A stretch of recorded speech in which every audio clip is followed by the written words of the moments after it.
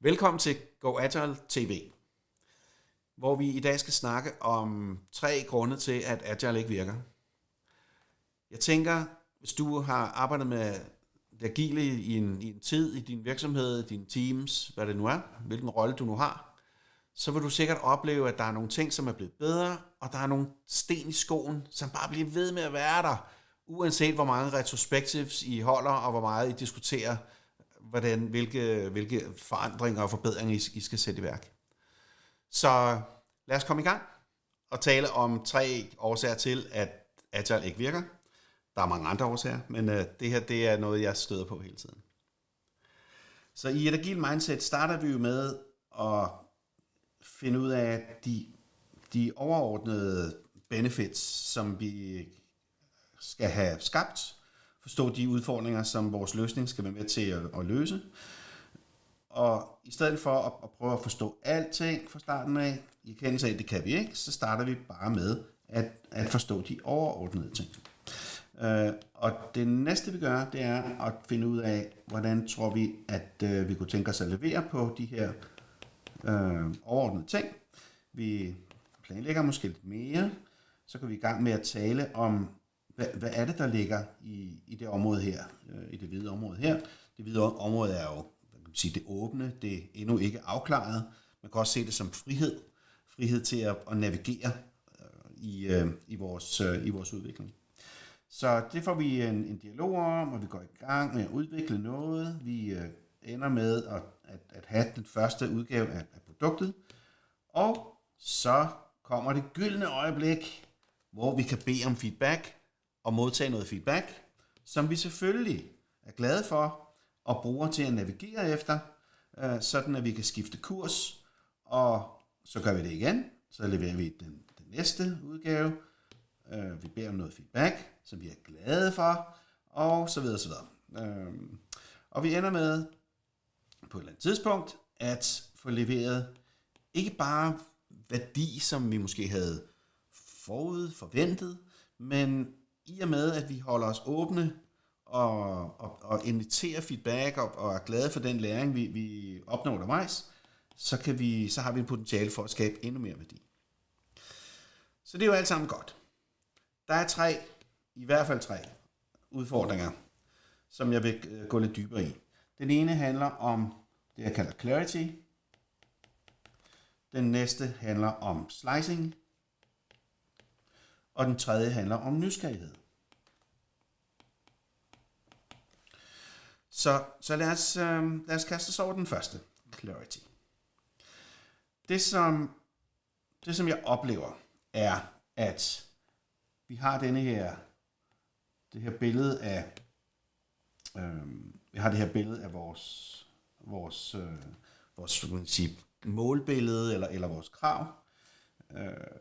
Og det har vi måske har vi en eller anden ledende rolle her, så vi har chefhatten på, og vi forstår det her. Så med andre ord, vores opfattelse af det, hvor vi starter fra, ser sådan her ud. Det jeg oplever desværre en hel masse, det er, at folk omkring os, det kan være Scrum Masterne, det kan være folk i dine teams eller i dine programmer, det kan være product owner, de har en anden opfattelse. Jeg tror faktisk, den skulle være endnu mindre, den her. De har en anden opfattelse. De har en opfattelse af, at de forstår en lille smule, men de forstår faktisk ikke mere, end at det gør, at de mest har spørgsmålstegn til hvad det er, vi skal lave. Og det er jo et problem, når vi i et agile setup gerne vil give noget frihed til vores teams. Vi taler om selvorganiserende teams, og hvis vores teams har den her opfattelse, så er vi på den. Så i et misforstået ønske om, at vi gerne vil give kontrol til vores teams og folkene på teamsene, hvis ikke vi har styr på de 2 fundamentale ting, der skal til for, at folk kan tage den her kontrol, de 2 fundamentale ting, som er kompetence og clarity, hvis vi ikke har styr på de 2 ting, som er fundamentet for, at vi kan give folk kontrol, og de kan navigere på den rejse, som jeg lige tegnede op før, så bryder systemet sammen. Vores intention er at få dem op på det, jeg kalder ladder of leadership her, sådan at så de går og siger, jeg har tænkt mig at gøre sådan, eller I intend to, snarere end at starte nede i bunden af den her ladder of leadership, hvor de kommer, når de er færdige med en opgave, så kommer de og spørger os, tell me what to do. Det kan være, at de er lidt mere modne, så de fortæller måske I see. Det kan være, at de ligefrem tænker over det, de ser, så er vi på trin 3 her med I think. På 4'eren, der står der I would like to. De er ikke helt sikre. Og 5'eren, det er der, hvor vi rigtig gerne vil være. Hvor folk er så vidende, og er så klar på, hvor vi skal hen på den rejse her. Så de faktisk er ved at tage det her skridt. Så I intend to i betydning af, jeg har tænkt mig at gøre sådan her, og hvis der ikke er nogen, der stopper mig, så går jeg videre med det. Så som sagt, i et mislykkedes eller et misforstået forsøg på at have så meget, hvad kan man sige, white space, eller altså helt det område hernede, som er mulighed for, at folk har indflydelse på den løsning, vi laver. I et misforstået forsøg på at gøre det, kan vi opnå lige præcis det modsatte, hvilket er pokkers. Så mangel på clarity, det er en af de udfordringer, vi ser. En anden udfordring er det, som jeg kalder dårlig slicing. Hvis de her streger her, eller de her lag, det er lagene i sådan en tech stack, nu taler vi softwareudvikling, man kan også bruge det i andre kontekster, men hvis det er lagene i vores arkitektur, så har vi noget hardware, vi har måske noget database, vi har forskellige andre, nogle beregninger osv. Vi har længere op, vi har noget UI, måske lige fra noget UX, så vi har alle de dele, der skal til, før vi har et system. Så hvis det er sagen, så vil vi gerne have, at vores krav lægger sig, eller vores epics, eller de her skiver her, som vi gerne vil levere på, at de lægger sig sådan her i lagene. Så vi vil gerne have, at det er skiver, snarere end at vi arbejder i lag, så vi starter med at få styr på alle vores databaser, vores hardware, så får vi styr på alle vores beregninger, så får vi styr på andre ting, og først ret sent i processen får vi styr på noget UI. Det er sådan en typisk sådan legacy-tankegang, som jeg ser faktisk en hel del. Så det vi gerne vil, det er... Nej, jeg vil lige sige noget andet først. Så ligesom man kan skære krav på gode og dårlige måder, det svarer lidt til, at man skærer en lagkage på. Der er en god måde og forskellige dårlige måder at skære en lagkage på. De dårlige måder er, forestil jer, at vi er til fødselsdag, vi har en lagkage, jeg skærer den sådan her, og så der er nogen, der får ilden i lysene. Så værsgo, du får ilden i lysene. Den næste får sterinen, så værsgo, du får sterinen. Du er heldig, du får de der små plastik nogen, som lysene sidder i, og de knaser så dejligt, værsgo, den næste får flødeskum og så videre. En dårlig måde at skære en lagkage på. En anden dårlig måde at skære en lagkage på, det er at lave sådan et snit, bum, ned i midten, og så du får den ene halvdel, og du får den anden halvdel. Så meget kage er der ikke nogen, der kan spise. Så der er også noget med, at finde ud af, hvor tykke eller hvor tynde skal de her skiver være. Så der er en rigtig måde at skære en lagkage på. Måske er det også en kulturting, det ved jeg ikke. Det er altså skære, og de skal være trekantede, de her skiver, ikke? Fordi så får alle lidt af ingredienserne, og alle får noget af marcipanen, der ligger ude i kanten her. Så lad mig lige sætte det i perspektiv i forhold til den rejse, vi er på. Så det her tidspunkt, den første gang, vi har en leverance, som vi kan vise til nogen, og hvor vi kan bede noget feedback, det kalder jeg for sandhedens øjeblik. Indtil det tidspunkt, der er alt, hvad vi arbejder med, det er en kæmpe stor hypotese med en masse forudsætninger, som vi ikke kan være sikre på, om det går den vej. Det her, det er sandhedens øjeblik. Og det vil vi gerne hen til så hurtigt som muligt, sådan at vi får noget feedback så hurtigt som muligt, sådan at vi så tidligt i forløbet og med så lille en investering som muligt, kan finde ud af, om vi er på rette vej, simpelthen.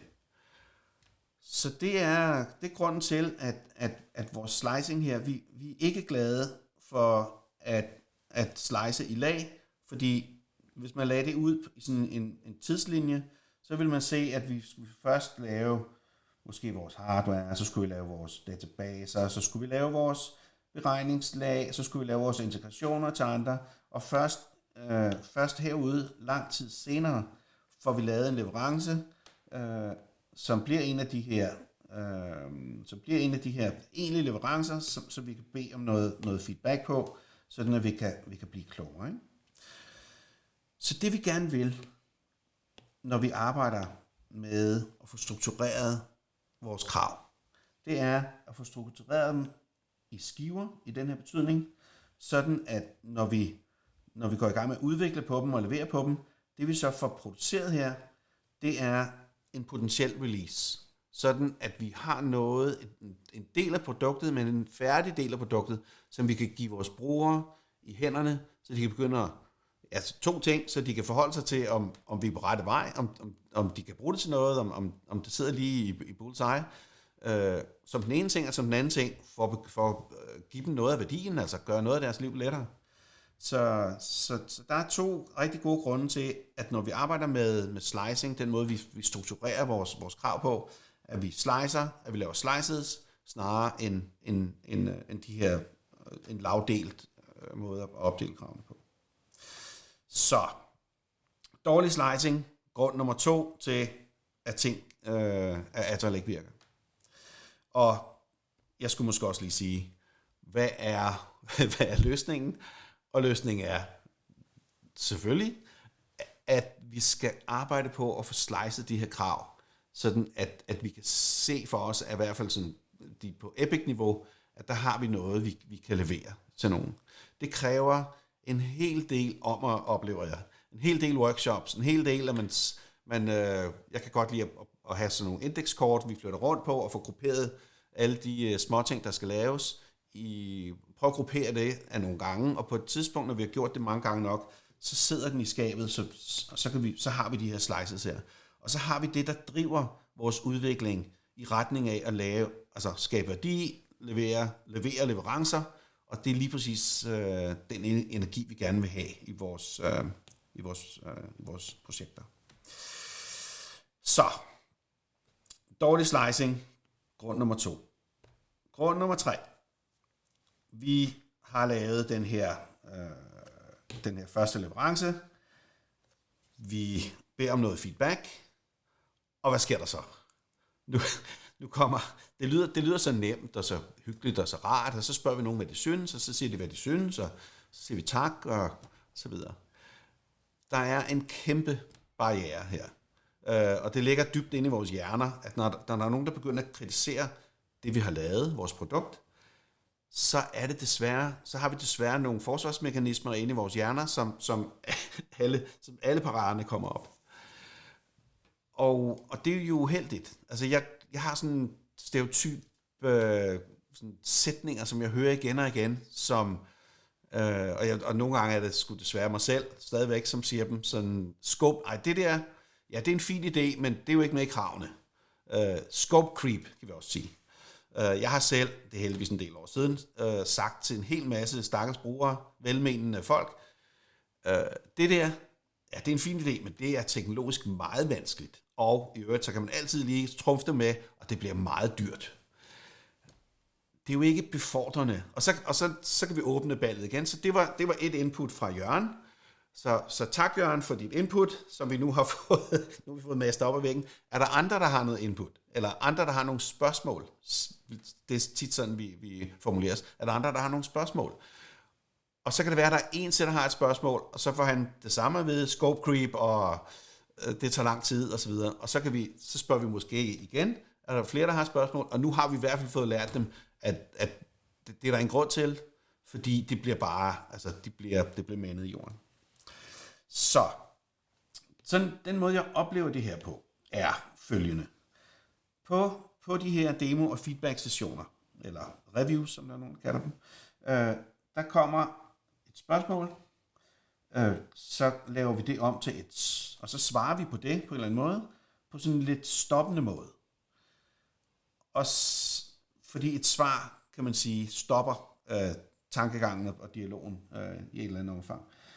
Så kan det være, der kommer et spørgsmål mere, vi svarer på det igen, stop. Og hvis det går rigtig godt, så kan det være, der kommer et tredje spørgsmål og et svar på det, og så stopper det der, og så er det ligesom svært at få mere ud af folk.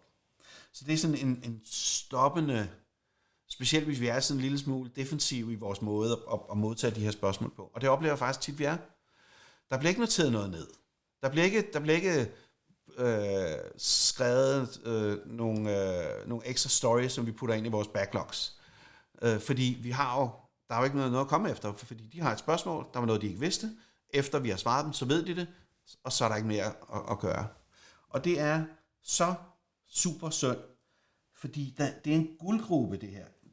Prøv lige at huske tilbage på, den feedback, der kommer, det er jo vores navigation, det er jo vores kompas, det er jo vores landkort i forhold til at finde ud af, hvordan kommer vi hen og skaber en masse værdi. Så hvis vi ikke tager det her alvorligt, hvis vi ikke giver det en masse kærlighed, så mister vi en kæmpe chance for at navigere efter og skabe mere værdi. Så man kunne gøre noget andet i stedet for. Man kunne sige spørgsmål. Der er en, der spørger, hvorfor sidder den knap der? Godt spørgsmål. Er der andre, der har nogle spørgsmål? Ja, jamen, det er da også en mærkelig farve. Ja, kan du sige noget mere om det med farver? Ja, men farver, men der er også... Ja, farver, altså alle de der røde felter, er det noget, man skal udfylde? Wow, det der... Hvorfor skal vi udfylde alle de der felter der? Og så i stedet for at svare sådan lidt spidst, compliance, så kan vi sige, ja, godt spørgsmål. Sig noget mere om de felter. Hvad vil gøre det bedre måske? Og så videre, så videre. Spørgsmål. Indsamle alle de her spørgsmål. Og så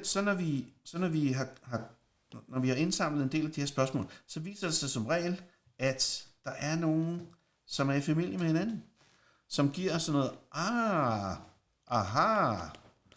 For nylig havde jeg en situation i et forsikringsselskab, hvor vi opdagede, at det hele havde noget med UI og UX at gøre, og vi stod og skulle opmande op på teamet, så var det nok en god idé at ansætte nogle UX'ere på det team her. Så mangel på nysgerrighed er en væsentlig grund til, at Agile ikke fungerer. Og der er en ekstra ting, vi kan tale om her, som er, så hvis vi gerne vil have den her situation, den her lyttende og lærende og situation, så vil vi gerne være gode til at lytte. Og en af de ting, som jeg går og øver mig på, det er at lytte. Det kan være, at det er måske mig her. Jeg spørger hende her, så jeg tænker et eller andet, så møder jeg hende, så spørger jeg hende, hvordan går det med et eller andet. Så begynder hun at svare, og imens hun svarer, så til, ja, det der, det er fint, og det har jeg da også prøvet, og der burde du nok, og så videre, så videre. Så min hjerne kører videre ind i sit eget spor, og så kommer den her op, og så kan det være, at jeg siger nogle af de ting, jeg har tænkt undervejs der. Så lyttede jeg måske mest i forhold til at få noget input til mine egne tanker, men jeg blev ligesom inde i mit eget hoved, kan man sige.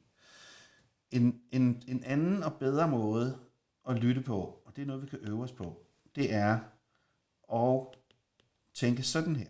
Så jeg tænker mine egne tanker, så møder jeg hende, så siger jeg, hvordan går det, og så begynder hun at snakke. Og så i stedet for at tænke over, hvordan jeg vil svare, så kan jeg prøve at flytte ind i hendes hoved, og bare være med der. Ikke, og stemmerne er jo inde i mit hoved stadigvæk, mens jeg lytter.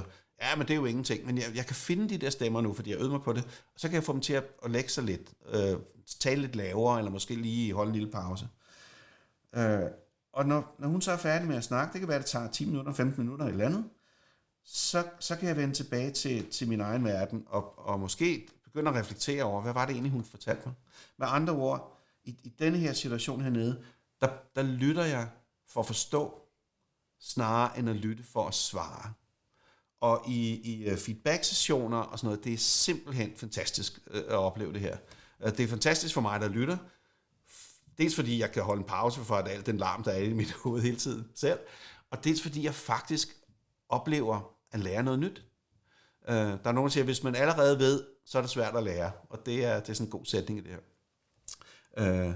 Og det er også fantastisk for hende.